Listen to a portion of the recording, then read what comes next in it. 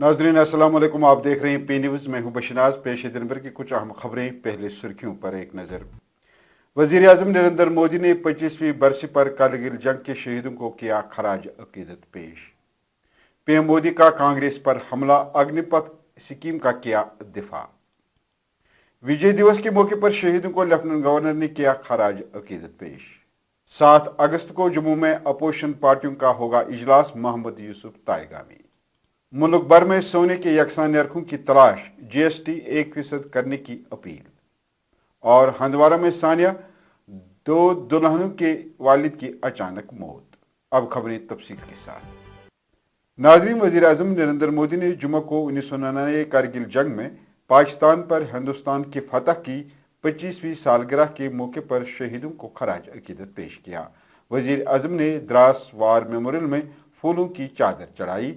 याद रहे 26 जुलाई 1999 को हिंदुस्तानी फौज ने पाकिस्तान के खिलाफ ऑपरेशन विजय कारगिल में 3 माह की शदीद लड़ाई के बाद फतह का ऐलान किया।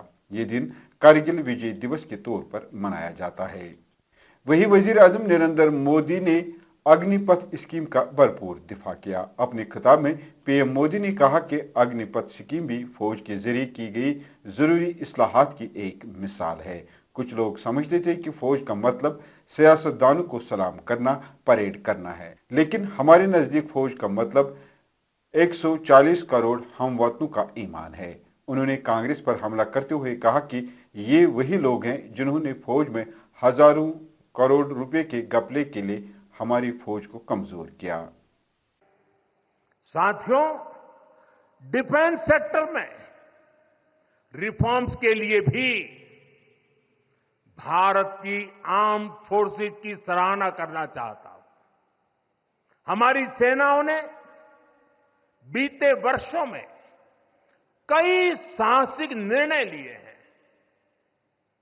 सेना द्वारा किए गए जरूरी रिफॉर्म्स का एक उदाहरण अग्निपथ स्कीम भी है।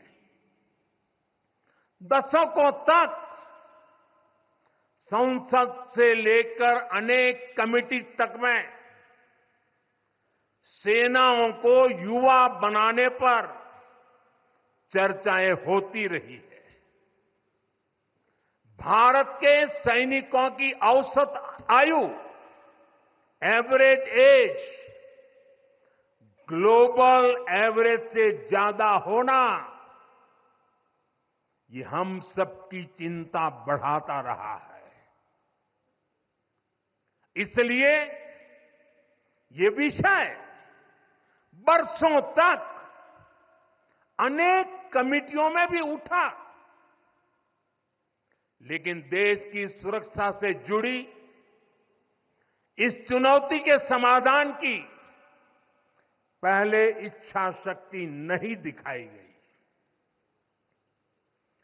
शायद कुछ लोगों की मानसिकता ही ऐसी थी कि सेना मतलब नेताओं को सलाम करना, परेड करना।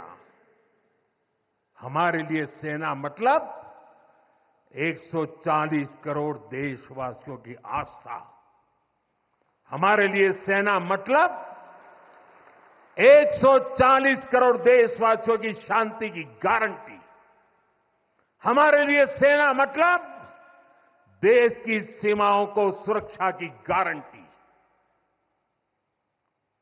अग्निपथ योजना के जरिए देश ने इस महत्वपूर्ण सपने को एड्रेस किया है। अग्निपथ का लक्ष्य सेनाओं को युवा बनाना है। अग्निपथ का लक्ष्य सेनाओं को युद्ध के लिए निरंतर योग्य बनाए रखना है।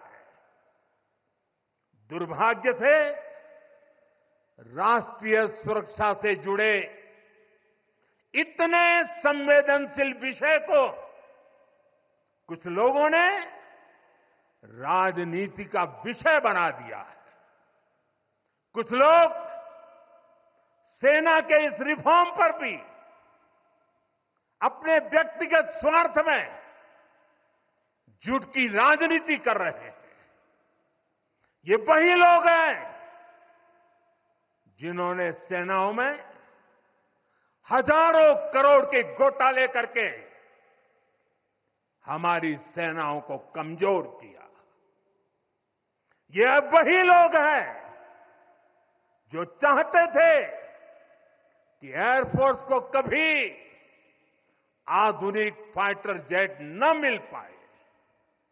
ये वही लोग हैं जिन्होंने तेजस फाइटर प्लेन को भी डिब्बे में बंद करने की तैयारी कर ली थी।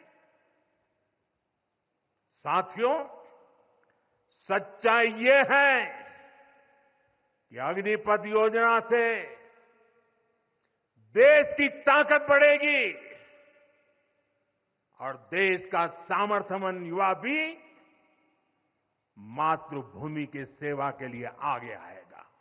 इधर जम्मू कश्मीर के लेफ्टिनेंट गवर्नर मनोहर सिन्हा ने एक्स पर पोस्ट करते हुए कारगिल विजय दिवस के मौके पर शहीदों को खराज अकीदत पेश करते हुए लिखा कि मैं मुसल्लह अफवाज के बहादुर एहलकारों को खराज अकीदत पेश करता हूं, जिन्होंने ऑपरेशन विजय में हिंदुस्तान की फतह के दौरान मादर वतन की खिदमत में आला तरीन कुर्बानियां पेश की हैं।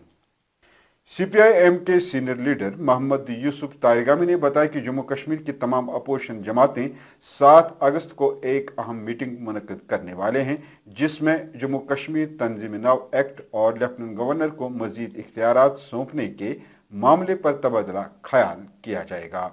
उन्होंने कहा कि ये मीटिंग जम्मू के नरवाल इलाके में वाक़ा होटल में 7 अगस्त को मुनक्किद होगी, जिसमें अपोजिशन जमातों के कायदीन हिस्सा ले रहे हैं।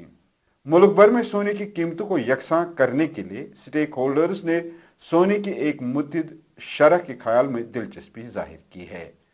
Shyam Mehra, chairman all India gym and jewellers domestic council ने कहा कि हम अगस्त से बंगाल और मशरकी हिंदुस्तान के लिए एक ही शरह के साथ आगाज करेंगे।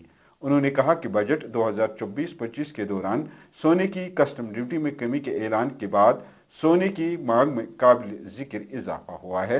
उन्होंने जीएसटी काउंसिल से जेवरात पर मौजूदा 3% से कम करके 1% करने की अपील की है। कुपवारा जिले के हंदवाड़ा के मावर ब्लॉक के हेरियल गांव में जुम्मे को एक अलमनाक वाक़ा पेश आया, जब 2 दुल्हन के वालिद की अचानक मौत हुई। तफसीलात के मुताबिक 50 साल निसार अहमद मीर का आज सुबह 4 बजे अचानक इंतकाल हुआ, जिससे घर में शादी का माहौल मातम में तब्दील हो गया। रिपोर्ट के मुताबिक मुतवफ़ी की 2 बेटियों की शादी की तकरीब कल शनिचरवार और इतवार को होने वाली थी। वहीं दोनों खानदानों ने मुश्तरका तौर शादी की तकरीब को मनसूख कर दिया है।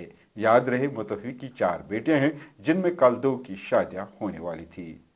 नाज़रीन, इसके साथ खबरों का ये शुमारा इख्तिताम को पहुंचा। अगले शुमारे में आपसे फिर मुलाकात होगी। घर खुदा लाया। पी न्यूज़ को लाइक, शेयर और सब्सक्राइब जरूर कीजिएगा।